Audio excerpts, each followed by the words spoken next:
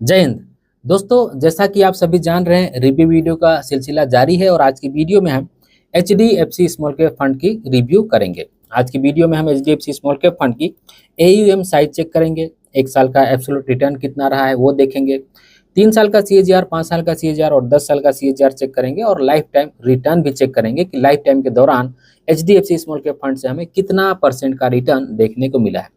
Market cap allocation कैसा है इस फंड का, सेक्टर एलोकेशन कैसा है, पोर्टफोलियो एलोकेशन कैसा है, इस तरह की बेसिक डिटेल हम आज की वीडियो में HDFC स्मॉल कैप फंड की चेक करने वाले हैं, ताकि अगर आप HDFC स्मॉल कैप फंड में इन्वेस्ट कर रहे होंगे या फिर करने की सोच रहे होंगे तो आपकी इन्वेस्टमेंट की डिसीजन थोड़ी सी आसान हो सके। और HDFC स्मॉल कैप फंड की एक जो खास बात जो मुझे अच्छी लगती है उसके बारे में इस वीडियो के आखिर में आप सभी को बताऊंगा, तो वीडियो को अंत तक जरूर देखिएगा। तो चलिए बात की शुरुआत करते हैं HDFC स्मॉल कैप फंड की AUM साइज से। तो आप देख सकते हैं कि स्मॉल कैप फंड की कैटेगरी में थर्ड हाईएस्ट जो AUM साइज है वो HDFC स्मॉल कैप फंड का ही है, जो कि 27,574 करोड़ रुपए का है।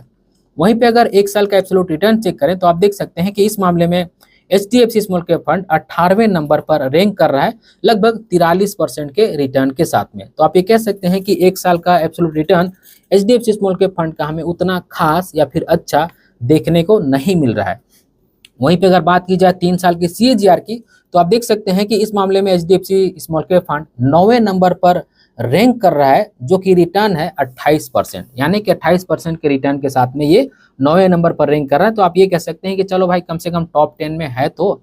और वहीं पे अगर 5 साल के CAGR की बात की जाए कि 5 साल के CAGR के बेस पर ये फंड कितने नंबर पर रैंक कर रहा है, तो आप देख सकते हैं कि अगेन ये फंड 17वें नंबर पर रैंक कर रहा है, लगभग 24.25% के रिटर्न के साथ में। तो आप ये कह सकते हैं कि 5 साल का CAGR भी इसका कोई खास हमें देखने को नहीं मिल रहा है।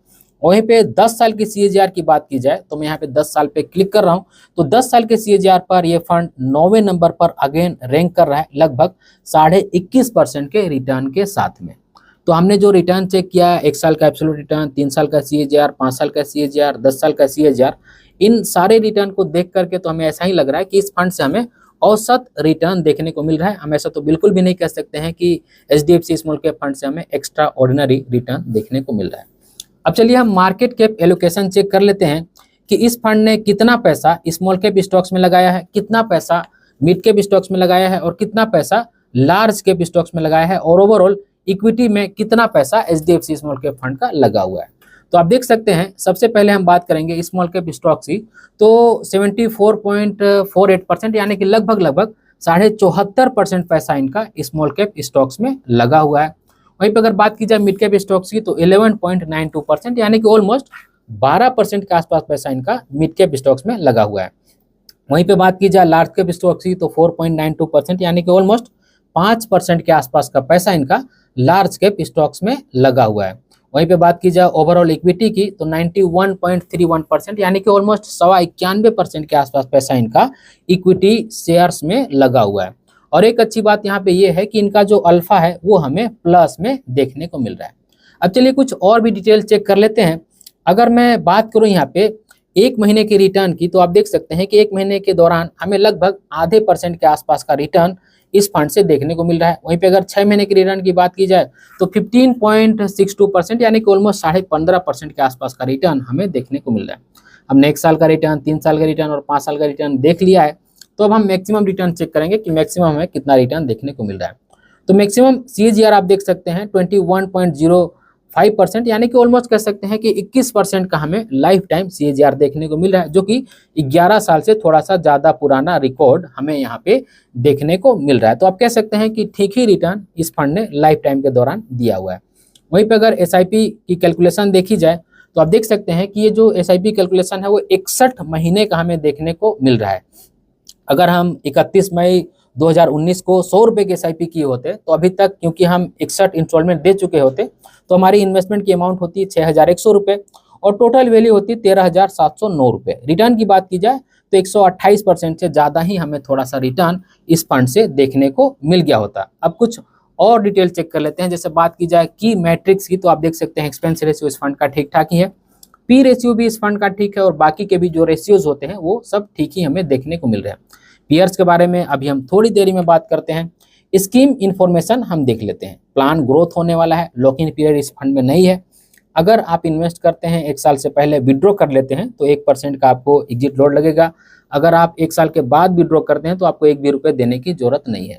इस फंड में आप SIP कर सकते हैं और इस फंड में आप लमसम भी कर सकते हैं। लेकिन एक बात यहाँ पे अच्छी ये है कि आप सिर्फ और सिर्फ 100 रुपये से लमसम शुरुआत कर सकते हैं। अधिकतर फंड में देखने को ये मिलता है कि मिनिमम आपको 5,000 रुपये का लमसम अमाउंट देना होता है, लेकिन यहाँ पे आप 100 रुपये भी लमसम कर सकते हैं। इस म्यूचुअल फंड की स्कीम का जो बेंचमार्क है वो है S&P BSE 250 small cap TRI।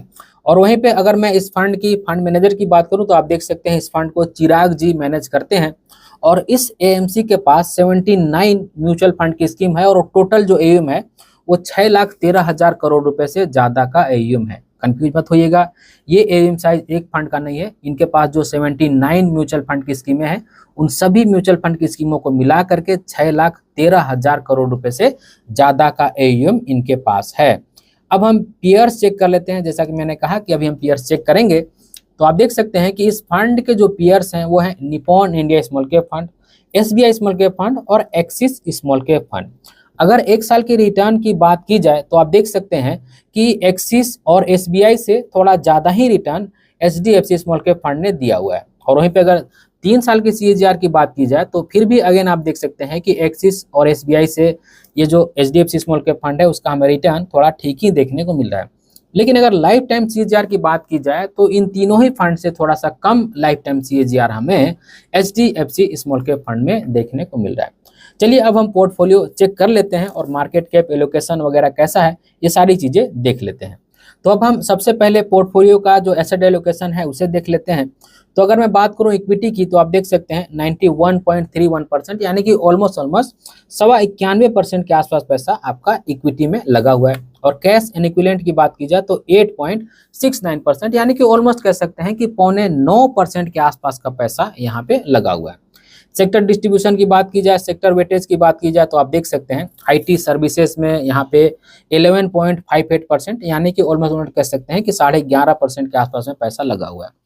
Construction and engineering में देख सकते हैं आप 8.11%, तो आप मोटा मोटी मानकर चल सकते हैं कि यहाँ पे 8% के आसपास में पैसा लगा हुआ है। मिसलेनियंस की बात की जाए तो 7.77%, तो आप कह सकते हैं कि लगभग यहाँ पे 7.8% के आसपास पैसा लगा हुआ है। ऑटो पार्ट्स में आप देख सकते हैं कि 7.57% यानी कि ऑलमोस्ट कह सकते हैं कि 7.5% के आसपास का पैसा यहाँ पे लगा हुआ है। Lab and life sciences services में आप देख सकते हैं कि 7.44% यानी कि लगभग 7.5% के आसपास में पैसा इनका लगा हुआ है। और इस तरह की 27 और सेक्टर हैं जिनमें इनका पैसा लगा हुआ है। कलर से आप अंदाजा लगा सकते हैं, जो कलर आपको थोड़ा सा बड़ा देखने को मिल रहा है उसमें थोड़ा ज्यादा पैसा लगा हुआ है, जो कलर थोड़ा सा आपको छोटा देखने को मिल रहा है उसमें थोड़ा सा कम पैसा लगा हुआ है। अब हम बात कर लेते हैं सेक्टर वेटेज की और सबसे पहले बात करेंगे IT सर्विसेज की। तो आप यहाँ देख सकते हैं मार्च 2023 में IT सर्विसेज में 11.20% का वेटेज था, जिसे इन्होंने बीच में बढ़ाया और फिर से घटा करके लगभग उतना ही कर दिया अप्रैल 2024 में 11.58% का। और वहीं पे अगर बात की जाए कंस्ट्रक्शन एंड इंजीनियरिंग की तो यहाँ पे देख सकते हैं कि मार्च 2023 में 7.50% यानी 7.5% के आसपास का एक्सपोजर था, जिसे इन्होंने बढ़ा करके थोड़ा सा लगभग अप्रैल 2024 में 8% के आसपास में कर दिया है। तो कोई बहुत ज़्यादा इसमें बदलाव इन्होंने नहीं किया है। वहीं पे अगर बात की जाए मिसलेनियंस की तो आप देख सकते हैं कि इसमें इनका एक्सपोजर मार्च 2023 में 5.52% का था, जिसे इन्होंने बीच में बढ़ाया भी और फिर घटा करके 7.77% का कर दिया, ऑलमोस्ट 7.8% के आसपास का इन्होंने कर दिया। वहीं पे बात की जाए ऑटो पार्ट्स की तो आप देख सकते हैं कि ऑलमोस्ट बहुत ज़्यादा का अंतर नहीं है। मार्च 2023 में 8.40% का एक्सपोजर था, जिसे इन्होंने बीच में थोड़ा सा बढ़ाया और बाद में घटा करके 7.57% यानी कि लगभग 7.5% कर दिया। और वहीं पे अगर बात की जाए लैब एंड लाइफ साइंसेज में तो आप देख सकते हैं कि इसमें इन्होंने अच्छा खासा चेंजेस किया है। मार्च 2023 में 2.94% यानी कि ऑलमोस्ट 3% के आसपास का एक्सपोजर था, जिसे इन्होंने बढ़ा करके अप्रैल 2024 में 7.44% यानी कि लगभग 7.5% के आसपास में कर दिया है। और बाकी आप दूसरे सेक्टर भी देख सकते हैं जिसमें कोई खास ये बदलाव नहीं कर रहे हैं, लगभग 10 का 10 इनका जो सेक्टर है वो बना हुआ है, तो बाकी के सेक्टर में कोई खास बदलाव नहीं कर रहे हैं। तो इस चीज को देख करके यही लग रहा है कि ये जो म्यूचुअल फंड है जिसको मैनेज किया जा रहा है वो बाय एंड होल्ड की स्ट्रेटजी से मैनेज किया जा रहा है, कि अच्छे स्टॉक्स ढूंढो, अच्छे सेक्टर्स ढूंढो, उसमें इन्वेस्ट करके और बने रहो।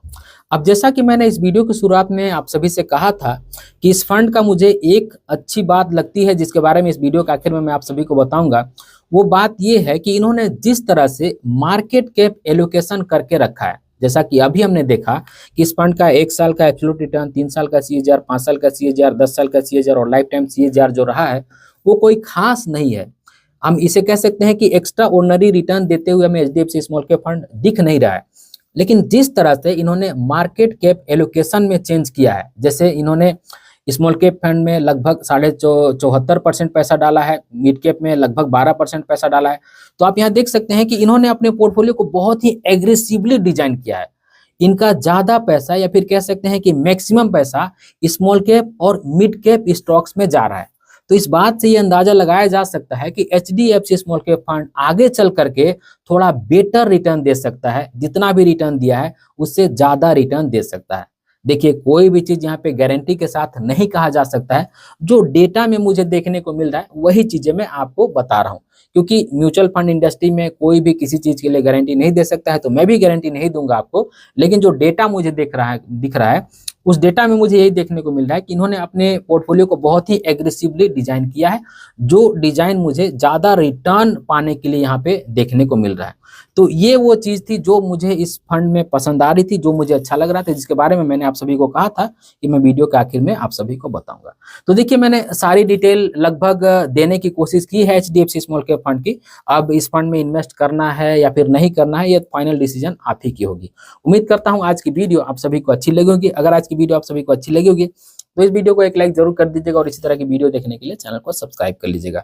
और अगर आपको किसी फंड पर रिव्यू वीडियो चाहिए तो कमेंट सेक्शन में जरूर बताइएगा। इस वीडियो के आखिर में बस मैं आपसे इतना ही कहना चाहता हूँ कि अपना और अपनी फैमिली का बहुत ख्याल रखिएगा। मैं मिलूंगा इसी तरह किसी और वीडियो में, तब तक के लिए बाय।